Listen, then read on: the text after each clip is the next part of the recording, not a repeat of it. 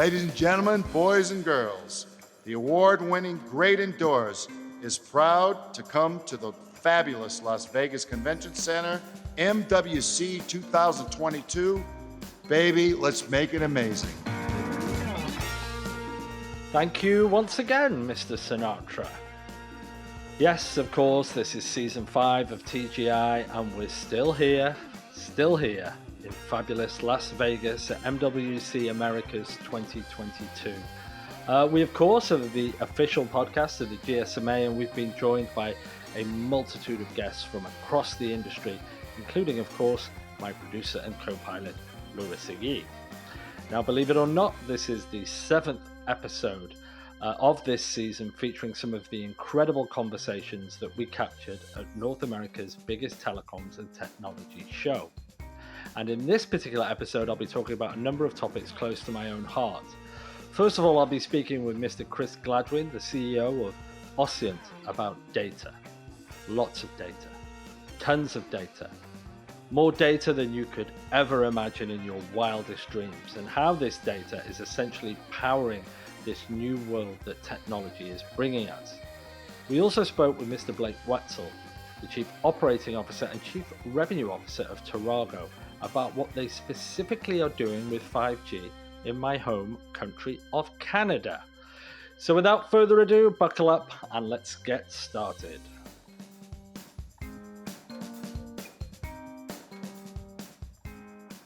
Okay, here we are. Good morning. Okay, we're on day 2 of MWC 2022 here in Las Vegas, and my first guest of the day is Mr. Chris Gladwin. Chris, welcome to the Great Indoors. Hey, it's great to be here. Really looking forward to the conversation. Great. And Chris, you're the CEO of Ocient. You bet. And give us a little bit of your background and what Ocient does. Yeah. So my background is really relates to what Ocient does, which is building information technology for large enterprise customers. This is my 4th big startup that does that. Mm-hmm. And then before that, I used to be an enterprise customer of technologies. Used to work at a big aerospace company, and I was one of those people that made the standard product list that everyone would use, pick the spreadsheet, pick the email for the enterprise, that kind of stuff. So I really learned a lot about like what are the issues for an enterprise customer, and what is it like to be them, and how do features matter, and that's really informed me now that I've switched to the vendor side, building those things. I really feel like I have a real strong sense of what's needed. Awesome, great. A lot has happened in the last 2 years. We're on the cusp, as they say, of a new industrial revolution. There's all these new technologies coalescing around 5G that we're talking about here at the show. But for Ocient, how's 5G playing into your business model now and everything you do? Right, so what Ocient does is we provide solutions for the largest data analyzing systems in the world. Right. Not by how much data is being stored, although that's quite large, but by how much is being analyzed. Right. And the reason why we started doing that was the prior company I started made the largest data storage systems in the world. We made on-prem object storage systems. Right. And in the 100 petabyte and above category, when IBM purchased the company in 2015, we had 100% market share. Like we made all those. Data lakes, basically. Gigantic data lakes. Right. 10 exabytes. And back in the 2015, that was pretty big. Yeah. And it was really our customers, because we got to know the 500 or 1,000 largest data storing organizations in the world really well, because we had spent 10 years of our lives just learning from them and talking to them and selling to them. And they were the ones that surfaced a need not only for limitless scale storage, but limitless scale data analysis. And that's really how we started Ocient. Right. And one of the main areas that was driving that demand was telephony, mobile telephony, and then in particular the metadata it generates. Yeah. And then getting back to your question about 5G, already the amount of metadata and data about the telco's network, whether that's used for performance optimization or capacity planning or compliance, there's all kinds of really valuable things. It's already very difficult to analyze at that scale. I mean, telcos make, 1 trillion records an hour or some crazy number. Yeah. And what 5G is going to do, it's going to be amazing and customers are going to love it. And one of the challenges will be is like the IT people can't say slow down, to the market, stop, communicating so quickly. And, what they're going to experience is a 20 to 50x increase in what is already a challenging Yeah, yeah. environment to manage this like world's largest scale of data analysis. Yeah.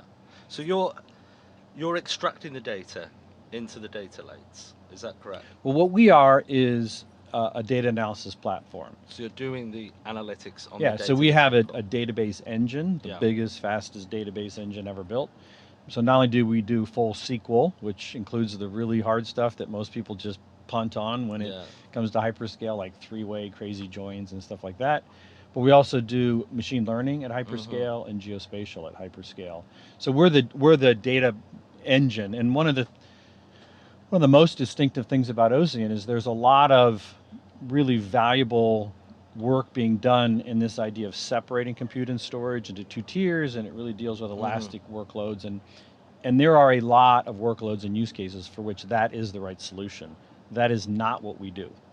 What we Right. focus on are workloads where the data being analyzed on a consistent basis, like 1,000 times an hour, Yeah. is at genuine hyperscale. The number of things that query is going to need to look at is 10 trillion. Wow. So separating compute and storage is a bad idea because that smaller compute tier is going to get overrun. It's going to be relatively expensive. Yeah. And so what we do is we combine compute and storage into a single tier. Okay. Yeah. So compared to, some of the largest clusters you can get from a remote object architecture that separates compute and storage, where they'll maybe get tens of gigabits per second between their Yeah. compute and storage tier, we'll get 6,000, 10,000 gigabits per second, Wow. 1,000 times physically as much bandwidth and other things. And the net is it'll just consistently perform, 100 times the price performance. Wow. And I think the challenge always, like when you talk about that magnitude of data, it's difficult to get your head around because the numbers are so Oh, yeah. enormous. Yeah. And I always remember the challenge, or one of the existing challenges with big data analytics is what data is worthy of analysis, what data isn't, what's the right data, how quickly, what's still fresh data, Yeah. because are you working around those issues as well? Absolutely. One of the other challenges at this hyperscale, this trillion scale, we've entered the time where humans can't ever look at the data. Yeah. So, in the million scale, if there's a million rows or even a billion rows, you could have a bunch of your tech ops people like dig into the log files because, Yeah. they'd often, just end up having to do that, some kind of situation. The challenge at trillion scale is if you were to print out a trillion rows, it circles the Earth 73 times. And if you were to try to scroll through that, and I made the assumption like twice a second you hit the down key, Yeah. whole screen of data twice a second, it's 600 years. Oh, really? Like humans cannot Yeah, look yeah, at this. So yeah. what this really means is the tools, for data analysis, relational database, machine learning, things like that, like you must use them. It can't be, the tool's not quite good enough, so when it's really important, I'll just look at the logs or just look at the data. Not anymore. That's one of the big challenges. So what it means is it has to work. Yeah, that's what you're actually you have to put faith in the machine Yeah. learning and the It has to AI, really, right? really work. Yeah. Because you can't just, it didn't quite work right, I'll just look at the data. Yeah, and let's figure it have a go. Is it working? No, you have Yeah. to wholeheartedly. out. Yeah, you're trust all in. this. Yeah, it's really got to go. So give us an example of, I mean, again, we said the data sets are huge, but what is it you're analyzing and what are the actionable outputs Yeah. of that? Yeah, so as a result of this focus at Ocient, which is analyzing the largest data sets in the world, we've come to learn what they are. Right, yeah. And there's only so many ways, there's really only 6 ways you can have Right. this much data. Yeah. And the biggest one is telcos. The networks they have are just so giant and they do stuff so fast that the number of records about what they're doing it dwarfs everybody else in terms Yeah. of the size of these data sets. So some of the kinds of things that are really critical, let's start with performance, understanding, and optimization on a network. Yeah. I think that 5G is the largest capital investment in human history. It is, yeah. I think it's like $3 trillion, $4 Yeah, trillion yeah. dollars. Like Yeah. I don't know what number 2 is, Yeah. but it's like way down the list. Yeah. And the challenge is when you're doing performance analysis, you don't care about the average. So you can't just like look at a bunch of stuff and then calculate the average and send it up. when when you're yeah. looking at the raw data.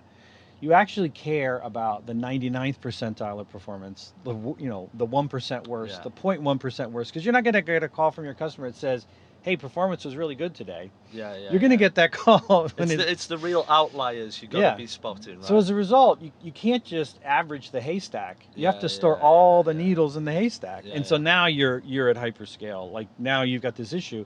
And so you're making this world's largest investment in human history as, Yeah, as yeah. the telephony industry. It's very difficult to characterize your performance now.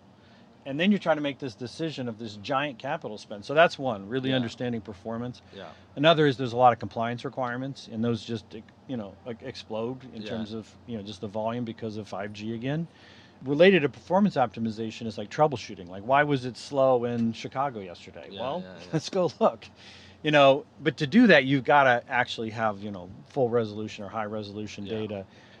So there's just a lot of examples of things like that. And you continue to build use cases based on the data. Because I remember even as Amdocs in our big data team, we had a network analytics division, customer care Yeah. analytics division. So they were focusing on those data sets, and then there was analytics you would apply to those particular things. So for example, predictive fail. You could analyze in the data that maybe a network component could potentially fall over based on machine learning and trends. And then in the customer care world, you had next best action. For example, you knew through the data analysis what to offer them, or next best offer rather, what to offer them. Those use cases continue to develop, but is there a point, and is there something you look at where you cross-pollinate the network data with other huge data sets to bring up those correlations? For sure. Yeah, Right, and, okay. and it includes like geospatial data gets very interesting. I mean, you Yeah. need to look at that. And there's also use cases we see like ad tech is this intersection. That's another one of these like top 5 largest analyzed data sets in the Right. world. There's 10 million digital auctions every second, Wow. every day. And if you want to, you've got some expensive campaign you want to run, you want to back test it on the last 3 months of data. Well, you kind of need the last 3 Yeah, months of yeah, data, or at yeah. least a Yeah. good chunk of it. But then when you can start to cross, pollinate, ad tech with location data, Yeah, yeah, yeah. it gets really powerful, and the value creation is really, really high. And are the telcos embracing that? The ones that you work with? Yeah, I mean, it's the biggest challenges the telcos have is the complexity of these kinds of systems. So yeah, you can technically have the ability to analyze at hyperscale. And if all you do is hand over that bag of tools to a telco and say, okay, turn that into something useful, Yeah, they have to take all their top people and spend 9 months kind of building this really complex thing. yeah, That's very difficult for a telco to do because every CIO, CTO, chief data officer, they all have the same problem, which is they have this to-do list that's pretty long, yeah. and then they have this set of really high quality experts that's a shorter list than their to-do Yeah. list. And so what we find in working, with Amdocs, who really has a lot of expertise and decades of experience of these real issues for telcos, not just like technically this is what we need, but like this is the business problem we're trying to solve. Yeah, exactly. You can deliver at that business problem level. Yeah. And the real value to the customer, the telco, is they get to market quicker, which is always super valuable. So instead of like it's a 1-year deployment project, it becomes a 3-week deployment project. Yeah. And you can do it without like taking all your best people and pulling them off every other project, which is a problem. Yeah. Just a few people, a few weeks, that Yeah. kind of thing is what we strive for. To do that, we have to do some work up at the solution level, and we also have to partner with folks like Amdocs that like, really have that expertise, and they're like, okay, this is what they really mean. This is what they're really trying to accomplish. So this is how we should optimize.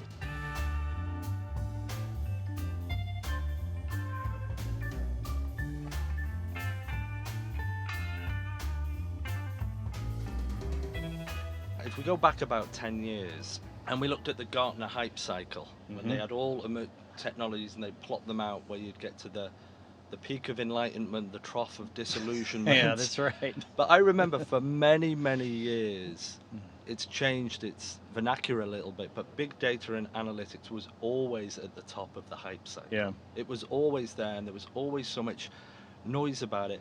Do you think now it's gone beyond the hype, and it's obviously it's tangible and it's real, but where do you think it's going to go next, basically? I think a lot of the reason why really promising, powerful technologies hit that peak of excitement, the trough of disillusion, Yeah. is what we were just talking about. If all you do is give this amazingly powerful technology to a customer and say, here, you figure it out, Yeah. the more of a disruption, the more disruption in a positive way, I mean, the harder it is actually to turn into something useful. If you Yeah. have something that's 30% better, that's actually pretty easy. You just Yeah, drop it yeah, in, yeah. you know, There wire you it to go. the existing Yeah, yeah. interfaces. Yeah. You drop in something that's 50 times the price performance, it's a challenge. It's actually harder to do. The results can be amazing. Yeah. Yeah. So I think a lot of why you've seen technologies like that have that is, you know, technology vendors think, oh, my job is just to make the technology work and then hand it over and the customer figures it out. And then it becomes disappointing because Mhm. they may not be that great at translating it. You know, the features may not Yeah. match the reality, things like that. And it just is this giant all-consuming project. So what we found is by delivering at that solution level, you know, with us, with Amdocs, with other partners that really can deliver that value, because the value that the customer wants is not, you know, I want this feature. The value is I want to solve this Yeah, business exactly. problem. I want to grow my revenue. I want to Yeah. increase my margin. That's always the value. But do you remember as well, because just looking back at some of the telco strategies, I always remember Telefonica Digital's data strategy, Mm-hmm. which was purely to sell it to third party.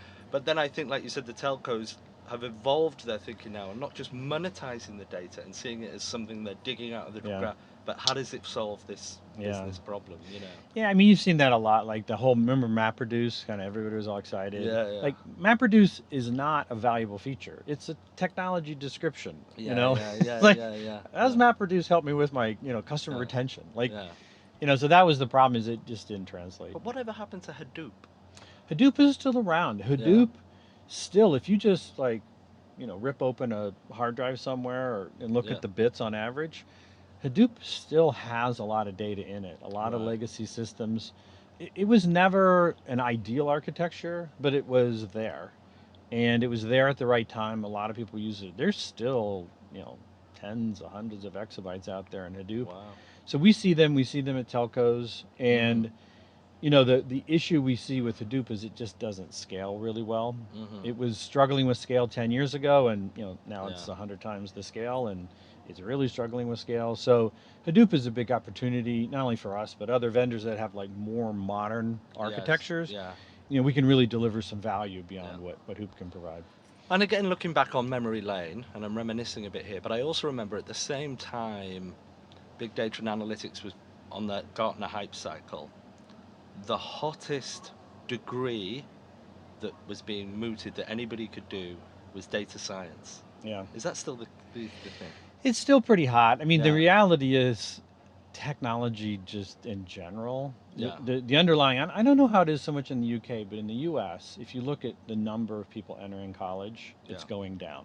Right. So even though a higher proportion are moving into tech fields, just the absolute number is going down, while the demand just continues to go up and up. And it's, you know, COVID had its effect on that, but Yeah. like the mega trend's not changing. Every business is becoming a digital data business, so demand for that kind of talent just keeps going up, and Yeah. the supply is flat to decreasing. And so it's not just data science. We Right. see, you know, when, you know, the kind of development we do is, you know, very high performance C++. It's a certain style of development, and Yeah. we test. I mean, we'll regularly test thousands of college graduates each year and Wow. pick maybe 20. Wow. But then there's other companies that are doing the same thing. Yeah. And if you're one of those people that's in the top 1% of that, oh my gosh. Yeah, The demand, yeah. like right out of college, these offers it's are enormous. mind blowing. Wow. And there's no end in sight. That's not going Wow. to change. Okay, so listen, I've really enjoyed our discussion so far. We're going to finish now on the quick fire. Awesome. Let's do it. TGI to go round, Chris. So yeah, multiple choice, whatever your preference is, and Okay. it just helps our listeners get a better understanding about yourself. So TGI to go. TGI to go. Question number 1: Frank Sinatra or Dean Martin? I'm going to go Dean Martin, for real. You know, you're the second person out of everyone who said Dean Martin. A lot of people said to me, Dean who? And I was like, Seriously? really? Yeah. Oh my gosh. Anyway, and like I said, Frank Sinatra will be here at 3 p.m. The wonder of technology. Boston or San Francisco?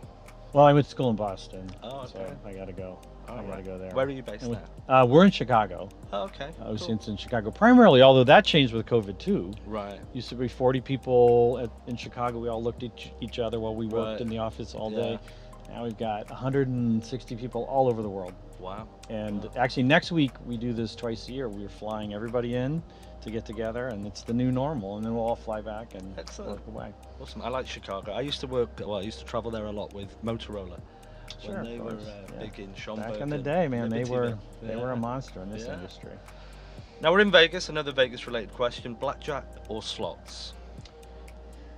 Well, the real answer would be poker, but Right. if I had to choose between those two, for sure, it's going to be blackjack. And are you enjoying your stay in Vegas so far? I guess, and the one thing, I'm sure like you, I've been coming here like about every year for the past million years, Yeah. and boy, the food's gotten good in Vegas. It used has to gotten be. good, but it's got expensive. Oh, as it's well. crazy expensive. Yeah. Oh my gosh. Yeah. Yeah, but it is great, and the Yeah. choice is phenomenal, isn't it? It's really amazing. Kayaking or hiking? Oof, I do both regularly. I would say hiking, though.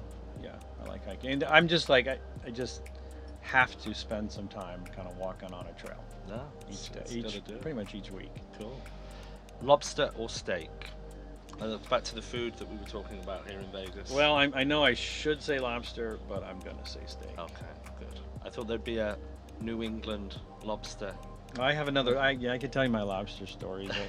But Please do go. so I went to MIT, Right. and the way that MIT worked back then is all students would show up the weekend before class, and both fraternities and dorms would rush. So there's like this Right. giant party weekend. I'd never had lobster because when I grew up, like that was out of my price range. Right.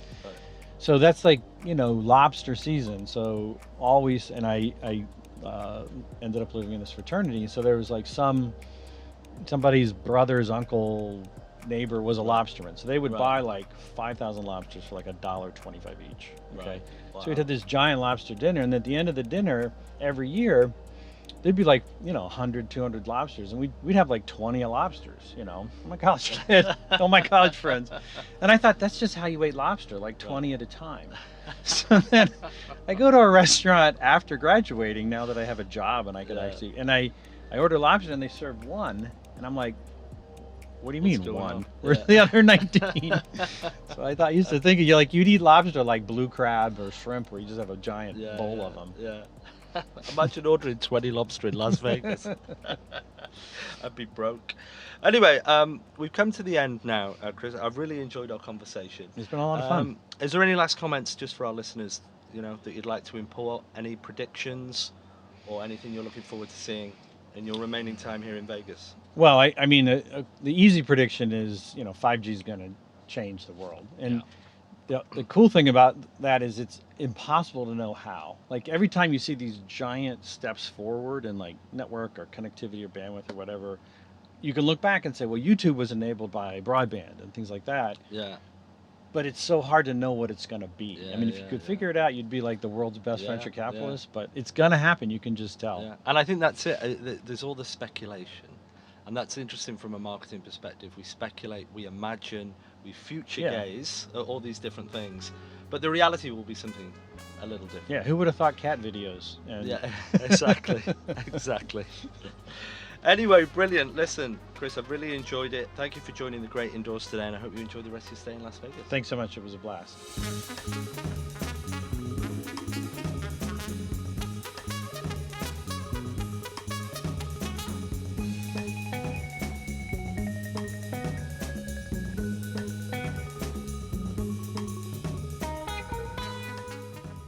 So my first guest of the afternoon here on the Great Indoors at MWC 2022 in Las Vegas is Blake Wetzel from Terrago. Blake, welcome to the Great Indoors. Thank you for having me. Excellent. Thank you for being here. How's your day been so far? Other than my legs being very sore because I haven't been able to sit down, thank you for letting me do that too. It's been great. Problem. Yeah, this is a place to unwind and relax. These conversations can be quite therapeutic, believe me. So you're the COO and Chief Revenue Officer at Terrago. Give us a bit of a background on what Terrago are involved in right now. Yeah. So Terrago is a very interesting story. Canadian headquartered, publicly traded company, been around for over 20 years. We've gone through some changes in the last year where we actually divested of some of our cloud and colo business, mainly to be able to focus on this upcoming adventure of 5G. Yeah. And the reason that that's interesting is because Terrago is actually the largest millimeter wave spectrum holder in Canada. In fact, we have Okay. over 90% of the entire country's spectrum today. Right. So with that, it gives us a great opportunity to bring some real advanced technologies to the country and be able to advance Canada as a player in the global ecosystem. And whereabouts? I live in Canada. Whereabouts are you based? I'm actually based in Denver, Colorado. Okay, right. Our headquarters is actually in Richmond Hill. Okay, right. Okay, well, that's interesting. That's interesting. Now, for yourself personally, what's been the biggest innovation that's touched you over the last 12 months or impacted you? That's kind of hard. I'm a bit of a gadget geek, so Right. innovation is always tough. I will actually tell you personally, it's actually been this shift we've had as a company, because it's really had to reorganize what we did as a company. But if I think from a personal technology and how I kind of live day to day, it's really the smart technologies that we've all kind of integrated into our lives. Travel a lot, as many of us do, but being able to know that the family is safe, that Yeah. the doors are locked, the lights are off, and you Mhm. can control your power and etc. It gives me a sense of comfort that I didn't have when I started in this business 30 years ago. Yeah. And you had to call and try to track somebody down to make sure. I remember my wife and I talking about, hey, are the doors locked? Did you walk through and clock? Yeah. Now I can just look at my phone and say they're not locked. I'm going to lock them from wherever I am in the world. Yeah. No, and now we're all traveling again. Like you said, those things are of enormous comfort, right, when you're on the road. But what I'm interested here as well, one of the conversations, or several conversations so far today, whether it's with T-Mobile or AT&T, it's the race to 5G and how their 5G networks are built up of millimeter wave, the mid-band spectrum, whether it's C-band that AT&T and Verizon went for. In Canada in particular, where does millimeter play right now in their whole 5G story? Because I think it's fair to say Canada's a little bit behind the US, as most other countries are with their 5G rollout. So how does it fit in from your perspective? Where do you think Canada is right now? Well, it's hard for me to speak about the rollout of 5G when you talk about all the spectrums, because Terrago as a company, we don't really focus on the B2C space. And we're not focused on deploying on a wide scale. We see the benefit, especially in millimeter, of helping the enterprise. Right. So I look at it from a different lens. Right. As I look at how do we go after the B2C market, it's not directly to the consumer, but it's all the things they integrated. Whether it's a logistics company, and because it's such a large country, you have a lot of logistics companies. How do we make them more efficient? How do we Right. how do we help those businesses get to building out private networks to make their businesses more effective, to make them run more efficiently, and to get the products in the consumer's hand? So we're looking at it from a pure lens of the enterprise, Yeah. which means we're not really concerned about deploying the size and scale that most of the people like AT&T or T-Mobile's interested in. We're looking at how do we prove out the use cases that these global enterprises have been conceptualizing, Yeah. but haven't had the technology, haven't had the bandwidth, haven't had the latency to be able to do those things. And now, and it's an interesting thing being in the industry for so long, for the first time I think we have a situation where the use case and the technology and the capabilities of technologies are coming together very closely, which means we can achieve some very exciting things in the next few years. So you're basically providing the spectrum for the private enterprise network for enterprises. That's it, right? That's correct. So we're going to look at it whether it's Industrial 4.0. Yeah. How do you make an industrial process improve? Yeah. A logistics company. How do you actually get the packages out more efficiently? Things like lost inventory. But you also have those situations like mining and autonomous vehicles in a private mining situation. Yeah. But the other thing that we're hearing from the enterprise that's very exciting is these private networks, especially in the millimeter space, that you can actually separate them completely from the mobile device and have it highly secure. Yeah. And that's actually something we've heard with the energy infrastructure. I need it to be extremely secure. I can't have a risk where someone can Yeah. hack into our Yeah. mobile network. So we're very excited about that because there's some unique challenges that we believe we have the technology to help solve. So it's really, really interesting. So you sell direct to the enterprise, the private enterprise network powered by millimeter wave. So what use cases are tangible right now that you're helping those enterprises with? Well, a couple things. The use cases are still in development. So in a lot of cases, it's sitting down and ideating with the enterprises. But a couple ones are in the manufacturing processes. Right. How do you reduce error rate and breakage and improve energy efficiency inside of the manufacturing process? You don't want to waste a milling machine, and you don't want to waste materials if you're mine or drilling into a piece of metal. If that goes erroneous and it doesn't outside its parameters, it's wasted material. So that's all got to go back into the process and be reworked. Yeah. So that's a manufacturing process, but those ideas are coming out of there very efficiently. In the logistics side, one that's commonplace is lost inventory. Yeah. Yeah. You're hearing it is, how do I understand what's in my warehouse, what's in my inventory at a real-time basis? Yeah. How do I get that onto the truck, the distribution center, get it out the door in an efficient manner, and know what I have? Because if we've have one enterprise who's come to us and they're losing $1 million a quarter in just lost inventory that they can't find. Right. Well, that helps a lot when you actually can track them down in a real-time basis through sensors in the warehouse. Yeah. But there's also, even at its most basic level, and all the new future use cases, you used autonomous driving in mind and things like this, and we'll talk about that in a second.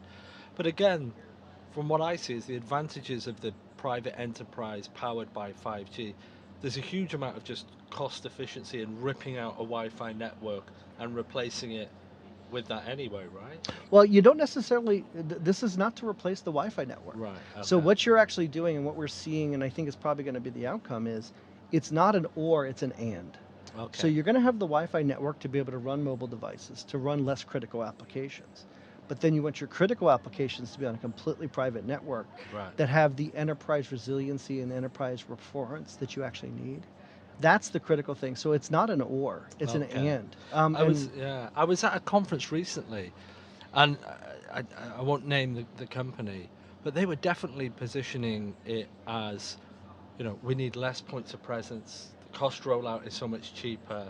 But you're absolutely right. The less critical stuff, this augments it, right? Correct. And adds that extra level of efficiency, security, etc. Right. We have a great number of logistics companies in our portfolio of customers. And I've been to a number of their warehouses and talked to their CTOs. Their challenge is that they need to be able to monitor and run a network that does not have an interference with all the mobile devices that are walking into the building. Yeah, exactly. And they keep throwing bandwidth at it as a solution when the reality is they need to bifurcate the networks and the applications. Just like we've done in the cloud space, you need to bifurcate it and run it more efficiently. It's not a just throw more power at it. It's actually doing it in a manner that actually can drive it. And then you can drive sub efficiencies inside of each of those processes. So we're excited because we believe that's really the direction it's going, because they don't want to rip out their Wi-Fi network. There's a lot of logistics and security to be able to manage that. The reality is you can have devices that are using one network for one thing and a different network for a different thing.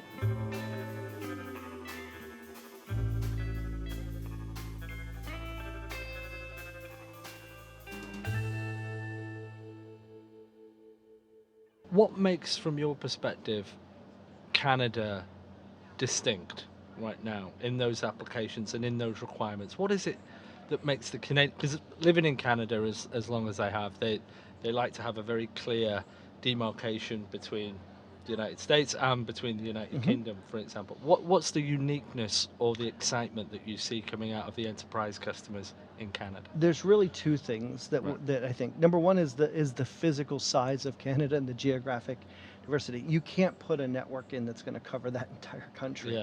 It's just too big. With the Canadian side, it's really how do you make those components in each of the major cities and in some of the smaller cities. How do you give them the capabilities to be able to deploy it? In a lot of cases with Canada, cable and fiber propagation and deployment hasn't kept up with the rest of the Yeah, world. yeah. So wireless is the ideal solution for that. So that's really one of the things I think is very unique there. The other thing that Canada has, because it's such a wealth of natural resources, and it's a very accepting global economy, is the fact that we want to be able to deploy the same use cases that are being deployed by a German company in Germany with their locations in Canada. Yeah, We yeah. want to be able to make this a global economy and make these replicatable global use cases.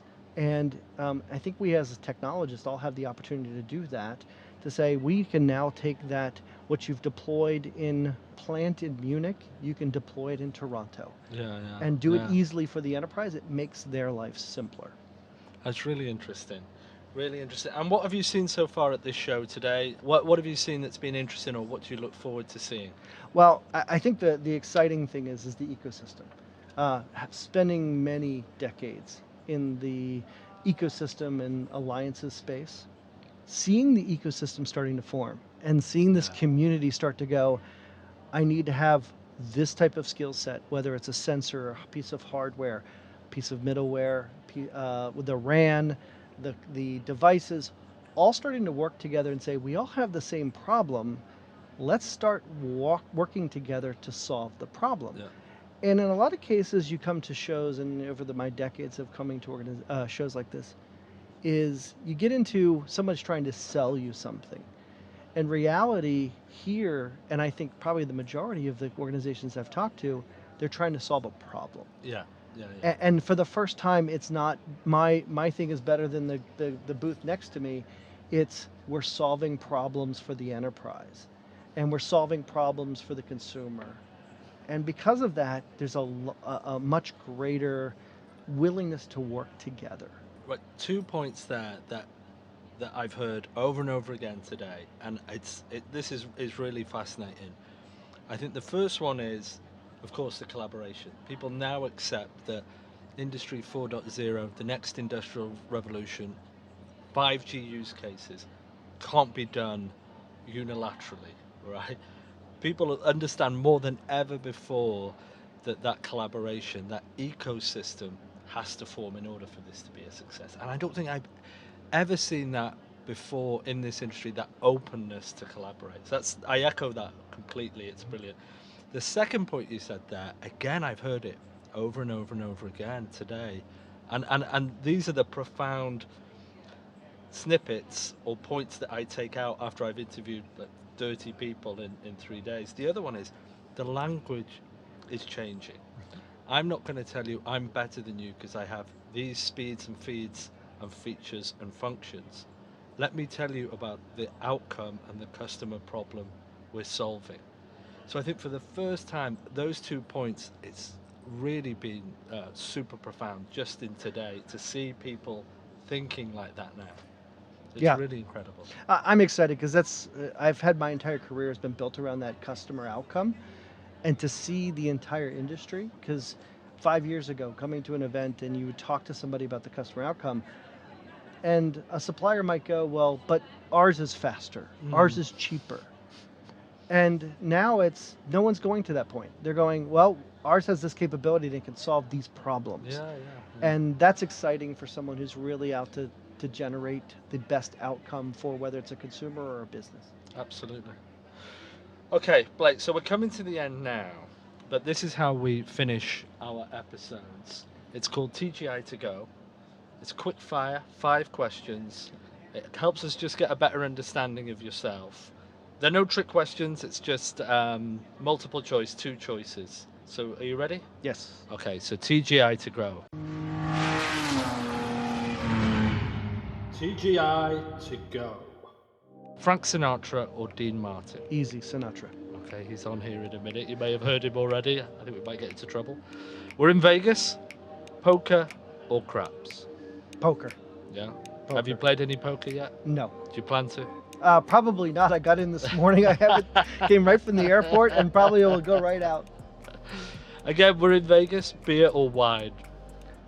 I'd have to say wine. Yeah. This is an interesting one. Singing or dancing? Singing. Okay. And here's one. Obviously, you travel to Canada a lot. I imagine Vancouver or Toronto. Vancouver. Yeah. It's such a beautiful city. It's actually become one of my favorite cities in the world. Love really? Toronto. I spend more time in Toronto than anywhere else. Yeah. But BC as a whole is just a beautiful spot. I would recommend anybody who's not been there. Yeah. It's one of the few cities that I've brought my wife to and said, you have to see the city. It Oh, is brilliant. a beautiful city. Yeah, I love it. I think it's a great place. Yeah. And you're close to the mountains and the ocean. And Food's it's- great. The yeah, people are wonderful. It's yeah. probably couldn't afford to live there, but it's just such Yeah. a beautiful city.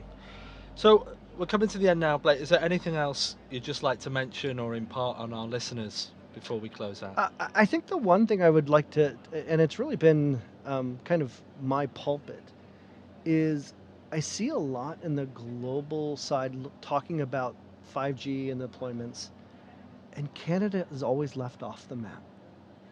And as an American working for a Canadian company, I get that kind of frustrates me because I see the potential. I've gotten to work a lot in the Canadian market and the businesses that are there and the potential. And I think it's because there's such a mindset of they'll follow in years. And I don't think that's a fair to the Canadian people. So I would ask, my thing I'd leave to everybody is, don't forget about Canada. It's an incredible place, and it's a wonderful place to do business. And people should start thinking about it. I agree. I couldn't agree more. I think that's a great closing comment. Thank you very much, Blake. Thank you very much. So there we have it. What a great episode. They just get better every time, and I really personally loved speaking with Chris and Blake. Fantastic. So stay tuned for more, and also check out amdocs.com/The Great Indoors for more information, back episodes, and videos associated with TGI. I'm Matthew Roberts for Amdocs. I'm still here in Las Vegas, so see you next time, wherever you are.